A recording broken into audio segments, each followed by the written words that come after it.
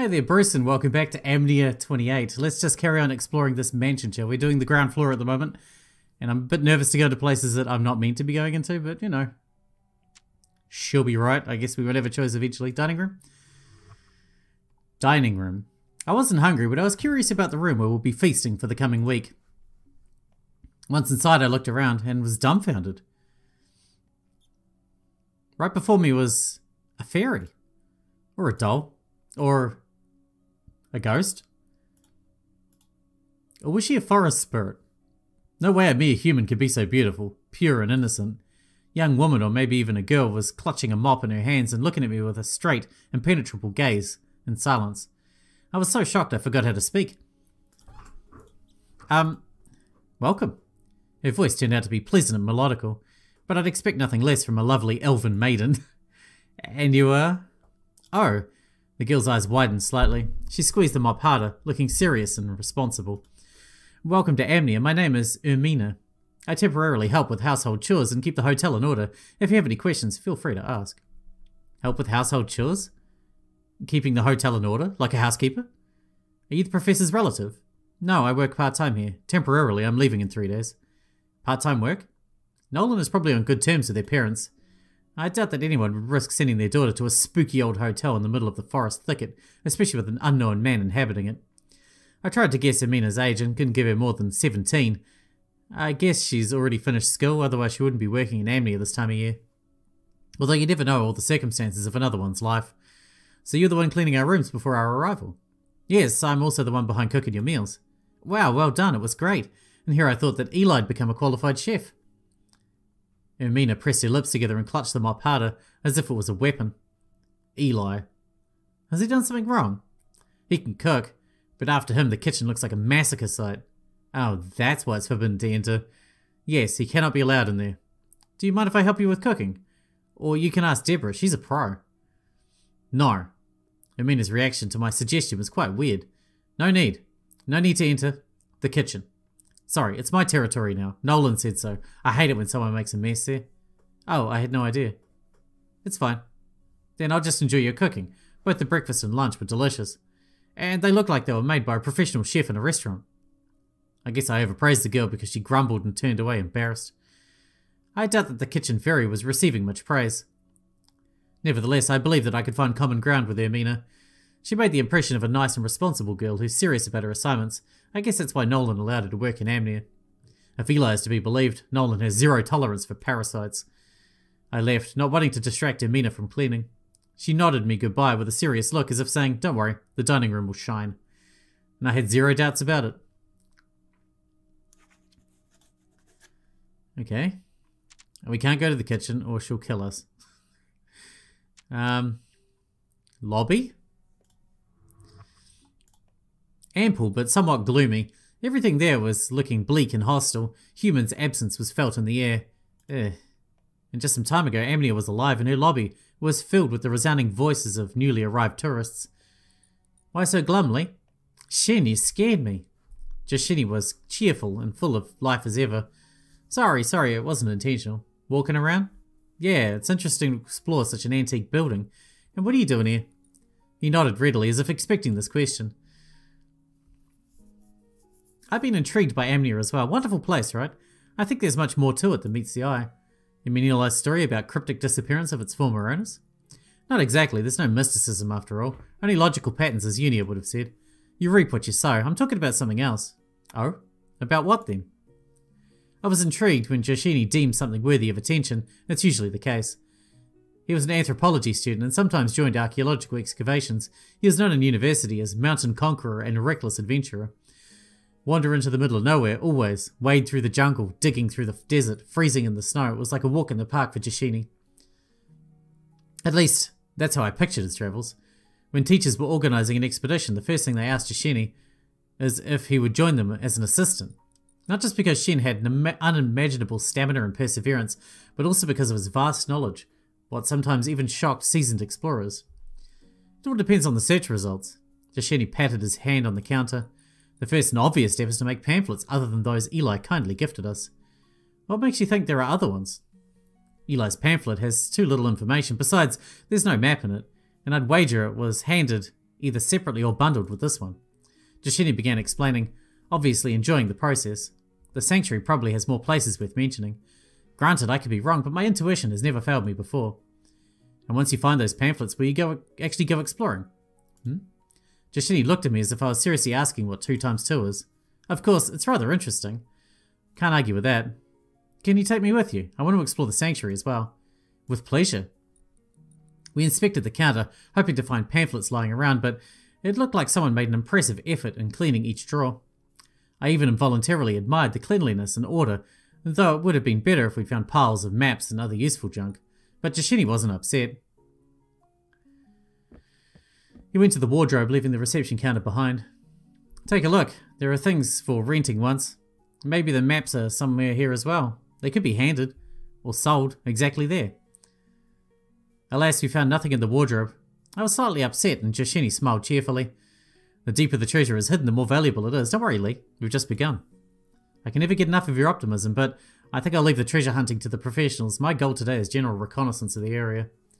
A good cause as well. Good luck. You too. He's sure to achieve his goal. Bedroom? Eli said the bedroom is one of the hotel's owners, but the professor doesn't use it.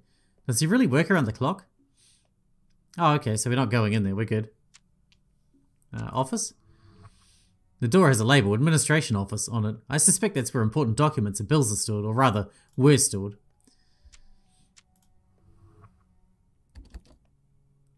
Can't open it. Eli asked not to break into locked rooms, so let's follow his advice. Locked. Probably contains cleaning supplies and other stuff I like so much. The kitchen. Off limits. There are traps under the floor for sure, to prevent Eli from getting there. Ground floor, check. Let's inspect the first floor. Start at room 1, I guess. No one inhabits this room, so it's locked. Must be hella dusty. Should I offer to aid in cleaning it? No, we'll get yelled at again. 2. The room where Deborah and I settled. It would be a good idea to take care of bags and put things in the closet. It won't take much time, and it will cause our room to have perfect order and harmony by the evening. When I entered the room, I froze in surprise. It's completely changed. Like I entered a kingdom of coziness and comfort. I was overwhelmed with excitement, so I froze on the threshold. Lee, what's got into you? You got sick? In all this, I haven't noticed Deborah. She was sitting behind the dresser, where she had laid out a collection of cosmetics. I counted whole 5 perfume vials, not to mention various creams in obscure-looking jars. Deborah was fully armed. Are you feeling well? You got pale abruptly. Deborah frowned, rose from her chair and approached me. Is it because of the accident? Or have you got the flu? Or has Eli poisoned you? That sod. Should I ask Vince to examine you again? Or look for some medicine? No, I'm alive and well. Fresh and full of vigour. Nuh-uh, then why are you rooted on the spot? Our room has changed so much. Amazing. That's it. Walk around the room. I need to check your health. I obediently complied with their request. See, I'm very much alive. Fine. I don't think my design work would get you down like this. I'm just too impressionable. The room got a whole lot cozier. Deborah's tense expression softened, after which she made a face. That's right, praise my delicate sense of beauty. I see with my heart the grace and harmony of the world around me. No matter how long we've been friends, I've always been amazed at how quickly her mood could change. It's just... Deborah put her suitcase in the corner, not bothering to unpack it. The clothes twisted and piled on top of each other. Looked like a chaotic, motley ball. Creative clutter, Lee. Creative clutter. Aren't you afraid that something would crawl inside your suitcase? Nah, Lee, you can't fool me. Winter is coming, and all the crawling sods sleep during winter. Or they're dead. At any rate, they can't be there. You really dislike them so much, huh? Tiny crawlers must be exterminated. Deborah swung her hands as if she was wielding a bat or a cutting blade. But in warm premises. La, I'm not hearing jack. Fine, do as you wish, but you better unpack. Just when did you become such a downer? I left her question unanswered and started putting my clothes in a closet. Rummaging through my bag, I pulled out a bunch of useful things, including a smartphone charger, a camera, house keys, and a collection of cosmetics. I doubt I'll need this much in a vacation house.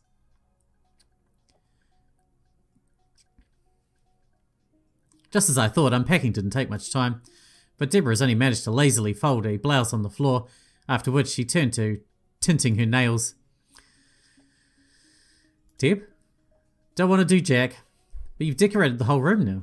Sure did. I guess that's how creative people work. Though her creativity was affecting her studies in not a quite right way, Deborah and I were studying in the same group, and I've often seen her masterfully bringing cheat sheets, writing term papers the night before deadline, and eloquently answering the questions she so brazenly overlooked. "Just more fun this way," Deborah explained with laughter. "That test Eli gave us? Did you take it seriously?" "What do you mean? Don't slander me now. I'm always serious and responsible. All my answers were honest and open, like at a prayer." I tried to remember some questions from the test. "Is it easy for you to get angry?" "No, I'm the paragon of patience in the flesh." "Are you the soul of the group?" "Nah, way out of my league." "Are you able to get involved in something for a while that everyone else ceases to matter to you?" "Dumb question, of course not. I've never been that involved in something in my entire life." "Fine, you won the staring match." I'm joking. I really did answer the question seriously. After all, we were doing it for the sake of Nolan's scientific studies, not for kicks. He'd torture us to death for any shenanigans affecting his work. "It's fine, I didn't date you for a second. It was rather fun." It was so easy for Deborah to balance two opposing identities. In just 20 minutes, she managed to change several roles, worrying about my health like a concerned mother and fooling around. Managed to turn our Sleepyland room into a perfect example of beauty and design style while not bothering to unpack her suitcases. I hadn't noticed this ambivalence in her before. It was fun, and the answer to the last question, hella yes. Deborah laughed, and I just shook my head, envious of her irrepressible energy. Room 3. This is where Vince and Shen settled. Looks like no one's home. 4. Locked. There's no one in there except for ghosts, as Deborah would have said. Wait, where's 5? That must be Nolan's office, I guess. Hallway? There's a trapdoor in the attic ceiling. I don't really want to go there alone. We'll do Nolan's office last, I guess. Can't get there, locked. Well, it's probably not a good idea to wander where I'm not welcome. Cordelia should be resting in this room now. I wonder if she's sleeping. I wanted to knock, but the door opened by itself as if inviting me to step in. Wow, look at it. A draft? No sooner had I properly continued my thought than I felt someone's gaze. And not just any gaze. It was as if someone chained me in place and simultaneously tried to melt me, freeze me, and as a bonus, to see through my thoughts and reveal every evil intention. Granted, I bore no ill will, but when someone stares at you like that, you can't help but doubt your conscience. Yeah, no matter what you say, Brian sure has a heavy look. Greetings, Lee. Hi. Brian is Cordelia's boyfriend. They've been together for a long time, but we never got the chance to get to know each other. I saw him before once, maybe twice, so Brian's visit to Amnea was not only to accompany Cordelia, but also to hang out with us, her closest friends. The only thing I knew about Brian is that he's silent, very serious, and a childhood friend of Eli. Come in. Brian was sitting on the couch and had a laptop in his lap. Even in everyday clothes, he was looking collective and austere. No need to be alarmed. I'm not. I guess Brian's used to other people being uncomfortable around him. No matter. I sincerely believed that we'll find common ground, for Cordelia would never love a bad or horrifying guy. Our visit to Amnea is an excellent occasion to develop strong bonds of friendship. Just don't make noise. Sounded like a threat coming from a serial killer, but I knew right away what it was about. Cordelia was sitting near Brian and sleeping, head on her lover's shoulder. If I was to paint a picture from this sight, I would have called it complete trust. She looked so defenseless yet completely relaxed. I think being with Brian made her feel like she was being behind a stone wall. I guess Cordelia was too exhausted from the accident after all. And in the morning she looked so awake and cheerful. I was happy for her. Brian frowned but said nothing. He was clearly not happy with our last night's misadventure. The important thing is that it ended well. Of course. I wanted to chat a little longer, but the sight of peacefully sleeping Cordelia had stopped me. I'm gonna go. I don't want to disturb... No sooner had I finished my phrase that Cordelia hissed and rubbed her hand over her eye. Lee? Is that you? Oh, sorry. That test has completely tired me out. I didn't expect so many questions at once. Has Eli tortured you? That's just like him. He's always acting first, thinking later, and always at the last moment. But it's fun to hang out with him. No arguments there. I would have loved to learn about Eli's weaknesses and misdeeds from Brian, but his laptop piqued my curiosity. There was no internet here after all. He didn't bring it to play video games, right? Cordelia followed my gaze. Brian took a short vacation, but he was abruptly given an urgent task right before departure, so regretfully he won't be able to spend a lot of time with us. Will you be okay with that, Lee? Oh, of course. I knew that Brian is working in the finance department, but that's about it. However, I felt a sense of awe and respect about anything related to calculations and rows of numbers. Thank you for understanding. If it's urgent, won't you need somehow to send it to your colleagues? I'll try to connect to the net. If that won't work, someone will come get me. So don't be alarmed if I suddenly disappear. He spoke with such calmness as if he was used to being forgotten. Wait, you can connect to the net here? Deborah will go mad with happiness. Eli promised to help. Establish connection by mere force of his mind? Seems to me that he has simply deceived Brian to get him out of work and have fun together. Hope it all works out. Me too. Will you join us on lectures? Yes, once I'm done with my work. And if I'll still be here, I'd like to listen to someone other than Eli. We've chatted for some time and then I left, not wishing to distract Brian from work any longer. What room was that? 7.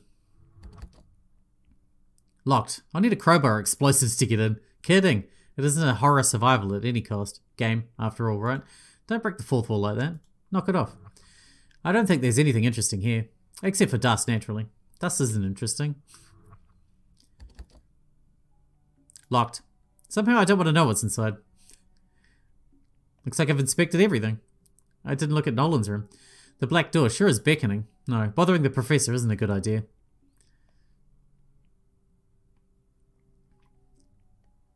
I've been wandering around Amnea for some time, hesitant to go outside. The memories of our brave march down the old highway still haunted me. I wanted to stay in the house under the roof, in warmth, without the fear that the ground will fall from under your feet and you'll go tumbling down in the ravine. I met Eli in one of the ground floor hallways. Judging by his red cheeks flushed with cold, he'd just come back from the street. One Eli detected, I reported, pretending to be a scout on a reconnaissance mission. He joined the game momentarily. Damnation, another one managed to get away. There's so much work on Eli's shoulders, there must at least be a dozen of them, otherwise how on earth could they get everything done in time? He laughed, but immediately scowled resentfully. Hey, what the heck, I'm the one and only. How could I ever suggest something like that? My bad. I see that you're completely slacking off without me. No matter. I declare a general meeting. Everyone is to report to the lounge. The studies wait for no one.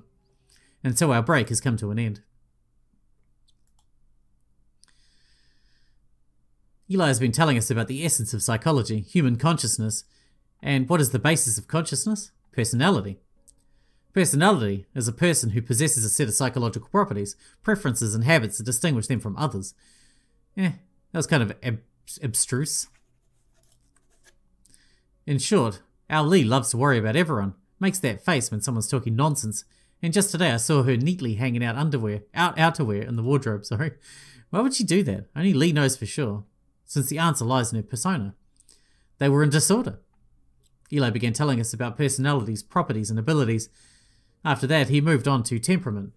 Boy, people were so different. One is a theorist, another is a practitioner. Then there are also melancholic, phlegmatic, and that's not mentioning a person's character. He also told us about the definition of accentuation. These are inherently shaped individual characteristics, overemphasized character traits, that is. For example, one of accentuation types is emotive. Such a person is emotional, vulnerable, doesn't stand rudeness and easily becomes a slave of their own mood. Here we sat analysing and discussing what we've learned, and then Eli took out the worksheets with an indecent amount of questions we've been filling earlier and suggests we calculate the results. Depending on the scores in each category, you can define the temperament, level of motivation and tendencies of the person who filled it. Wowza, I'm choleric. Cholerics are unreserved and hot-tempered, but they quickly calm down and persevere in their endeavours. Well, that doesn't sound too bad. Really? I wouldn't say so. Lying is like breathing for Eli's tests. She's definitely not a melancholic. You haven't seen her with her favourite show has come to an end. Queen of Melancholy, no less.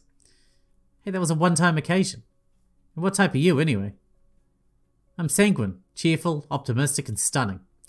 The last bit definitely has nothing to do with temperament. But it has everything to do with me. Eli probably is sanguine as well. You two are a lot alike, not only in hair colour, but also in character. My sister, at last I found you. I knew that our forget-me-not moles were a sign of kinship. Pfft, some brother, noisy, gesturing on every possible occasion, grimacing and having a complete mess in the head. No way we're alike. Jashini's bad at reading people. As if it's a pleasure to be akin to some red beast. What'd you just say, foxy gnome? They're very alike. Too much, I'd say. Listen, Eli, where'd you put a description of gifted, talented, and ingenious people? And just like that, Cordelia has prevented Eli and Deborah from starting Mortal Kombat, and our lesson was resumed.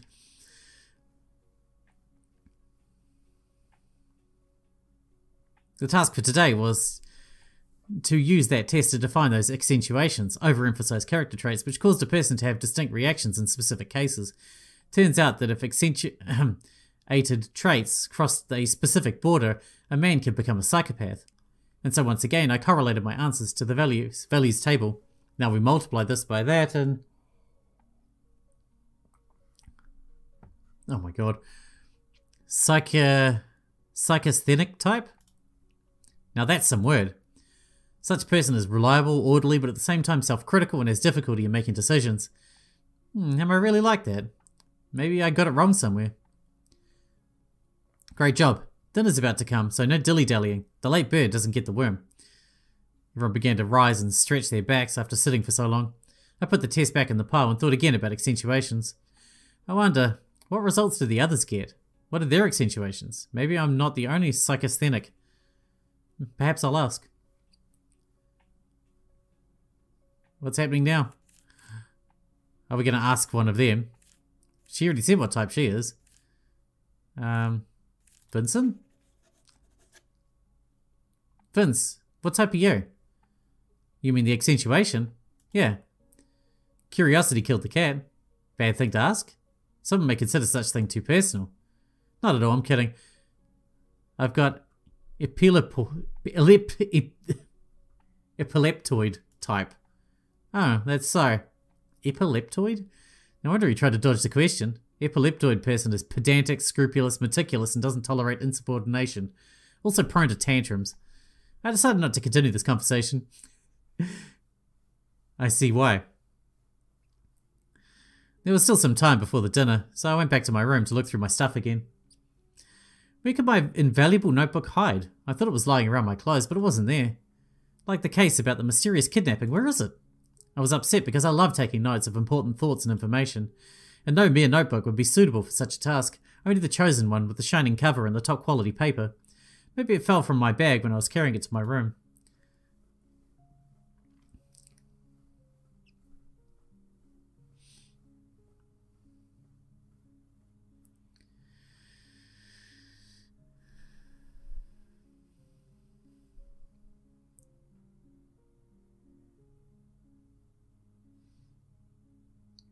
What's going on? Are we going to our room now? Nothing. Wait, what if... I clutched my hand against the wall. It can't be. The realization hit me like a bucket of cold water. Why hadn't I thought of this before? We left it in the Jeep. Why haven't I found such an obvious answer immediately? Lee? No, I can't believe it. Hey, what's the matter? One fatal mistake has turned my world upside down. My heart squeezed with a sharp pain as if trying to finish off my already trampled morale. Hello? Lee? I realized the horrible truth. Looks like I forgot it at home. That's even worse. What? I forgot my notebook at home. How could I? I thought it might have fallen out somewhere, but the bag was tightly closed and my other school supplies were still there. And that can mean only one thing. It's back home. Condolences? I think. How am I supposed to live now? Am I a notebook addict because I couldn't picture my life without my loyal assistant? Hey, don't worry, it'll get better. Come on, I'll pour you a cup of tea or something. I doubt that I'll manage. You'll be fine. Probably. Pinky swear. Just please don't break down the wall. Something is falling off it already. Thanks, Eli. I'm just paying for my own folly. When did I become so absent-minded? Would never have thought that I'd forget such an important thing. It's a wonder I haven't forgot to bring my head.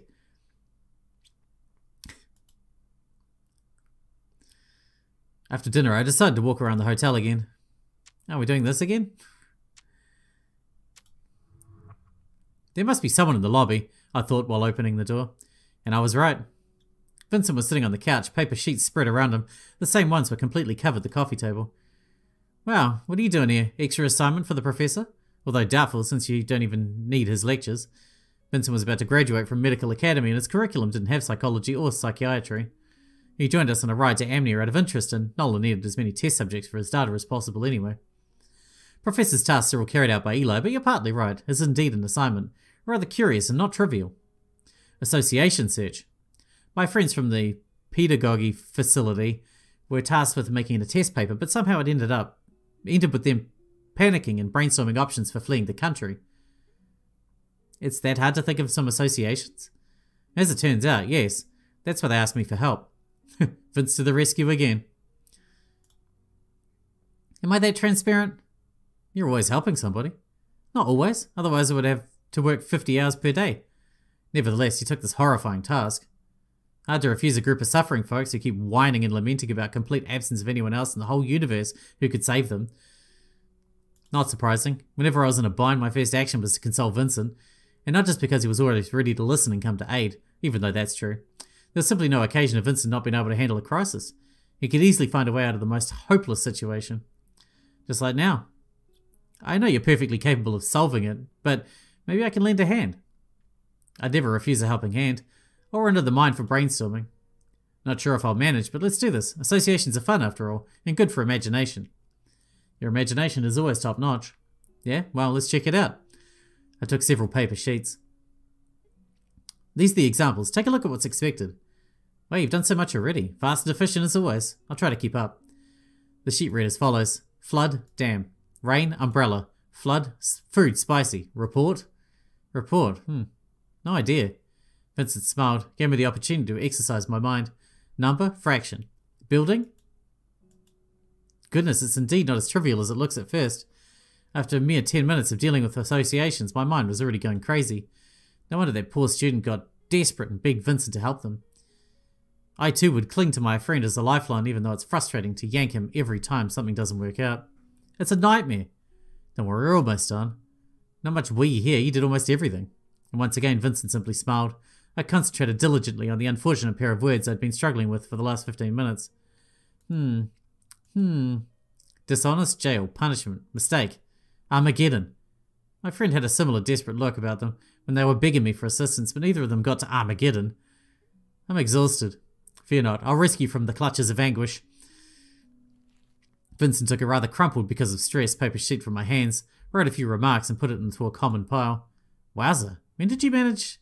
The sheets, previously being a mess, were completely buried at coffee table, were neatly stacked on top of each other. Flawless order, almost a piece of art, and I couldn't even think of something. Don't dwell on it. Besides, if Deborah was in your place, she would have torn those sheets to pieces and run away a long time ago, so I'm not in a position to complain. On the other hand, it was interesting. In that case, the next time poor students come asking for help, I'll send them to you. No way, I don't think I'll be able to save them. At any rate, thank you. No problem. Next time I'll try to do better. But Vincent had already left, and I doubt that he heard me.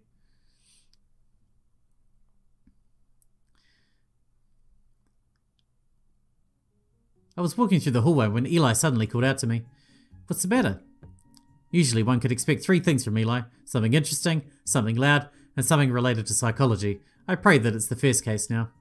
I've got a surprise for you, my dear Lee. Come on, what's with this grumpy face of yours? Where are delight and joyous anticipations? Sorry, not enough strength for that. I'm so exhausted after today. It's as if I've run a marathon. Very well, I won't beat around the bush. Here. Eli stretched out his arms, and on his palms there was... notebook. Sadly not mine, but still very precious and by all criteria suitable for taking notes. Except for one detail. I prefer ring bindings. It was easy to replace the paper blocks with them. It makes writing much more convenient. All yours. Really? Your distraught look touched my heart, so I asked Nolan to look for something in his office supplies. Will this one too? Yes. I gratefully accepted the new and wonderful notebook from Eli's hands, examined its cover and touched the paper with my fingers. I see that you like it. Enjoy. Thank you, Eli. He just brushed it off, said his usual hee and ran off somewhere. My precious. And with that, I guess we should wrap this one up because we're out of time for today. But looks like we've got a bit left to go in the demo here, so interesting. I wonder when things... I don't even know if this is a horror game. Are things about to turn... I mean, judging by the spiders and shit, are things about to turn very dark? I don't know. Probably, but we'll see. Thanks for watching, Bryce, and I'll see you in the next one.